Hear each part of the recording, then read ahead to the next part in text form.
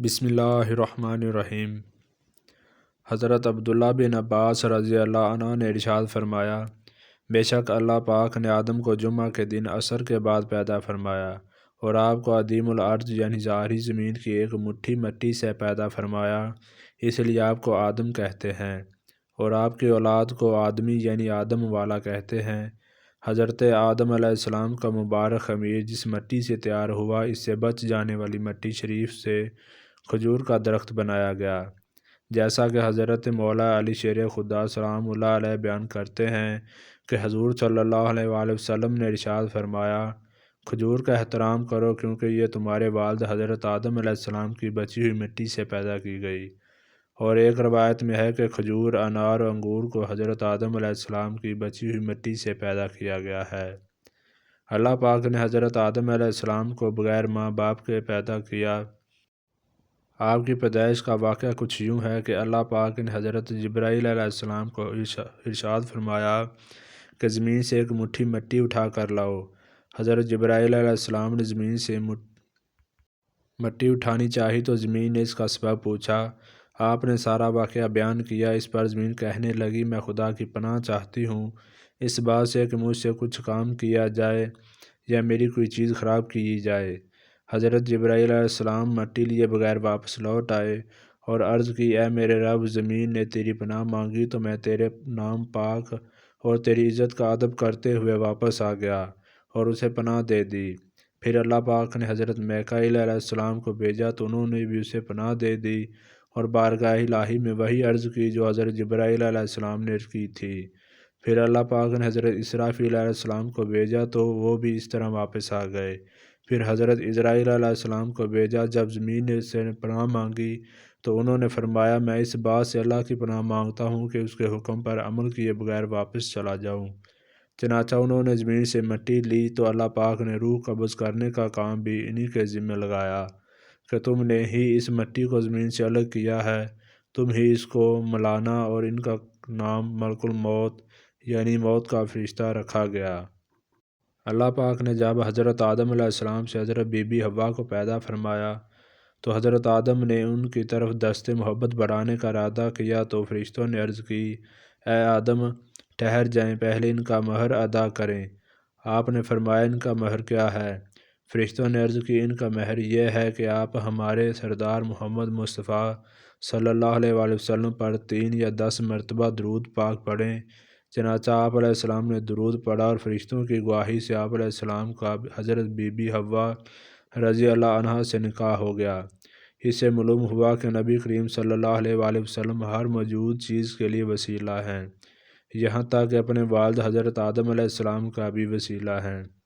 حضرت آدم علیہ السلام نے 960 برس کی زندگی پائی، جبکہ حضرت آدم علیہ السلام کی زندگی 1000 سال کی تھی، کیونکہ جب آدم علیہ السلام جنت میں تھے تو اللہ نے حضرت آدم علیہ السلام کو ان کی تمام اولاد جن کو نبوت ملنی تھی، ان کی شخصیت اور ان کی عمر آدم علیہ السلام کے سامنے واضح کر دی۔ آپ نے جب حضرت داؤد علیہ السلام کی عمر کو 60 سال دیکھا تو اللہ سے کہنے لگے، اے اللہ، میری عمر کے 40 سال میرے پوتے داؤد کو دے دے، تو یوں آپ کی دعا قبول ہو گئی۔ اللہ نے آدم علیہ السلام کو 2 فرزند عطا کیے، حابیل اور قابیل، لیکن شیطان کے وسوسے، حسد اور نفرت نے جب حضرت قابیل کے ہاتھوں سے حابیل کو قتل کروا دیا تو حضرت آدم علیہ السلام اندر سے ٹوٹ گئے اور بار بار اللہ کے دربار میں دعا مانگنے لگے۔ تو ایک دن اللہ نے جبرائیل کو آدم علیہ السلام کے پاس بھیجا اور فرمایا، اے آدم، اللہ تمہیں ایسا بیٹا دینے والا ہے جس کے نسب سے انبیاء اور اولیاء زمین تک پہنچیں گے، اس کا نام شیس رکھنا۔ شیس کا مطلب ہے اللہ کا عطا کیا گیا تحفہ، اور یوں اللہ نے آدم کی نسل کو زمین پر پھیلا دیا۔ جب آدم علیہ السلام کا آخری وقت آیا تو انہوں نے اپنے بیٹوں سے کہا کہ میرا جنت کے پھل کھانے کا دل کر رہا ہے۔ آپ کے زمین بیٹے پر جنت کے پھل ڈھونڈتے رہے کہ اچانک سے ان کو فرشتے ملے اور کہنے لگے، اے آدم، کہاں جا رہے ہو؟ تو انہوں نے کہا کہ ہم اپنے بابا آدم کے لیے جنت کے پھل ڈھونڈ رہے ہیں۔ ان فرشتوں نے کہا، جاؤ، تمہارے بابا چند دنوں کے مہمان ہیں۔ آپ کے تمام فرزند دوڑتے دوڑتے آپ تک پہنچے تو آدم علیہ السلام بستر بیماری پر اللہ کا ذکر کر رہے ہیں۔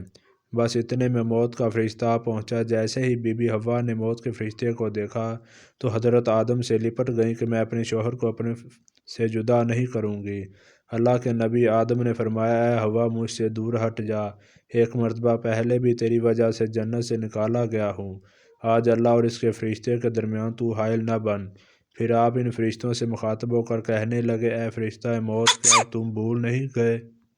میں نے اللہ سے سنا تھا کہ میری عمر 1000 سال ہے اور ابھی مجھے 960 سال ہوئے ہیں۔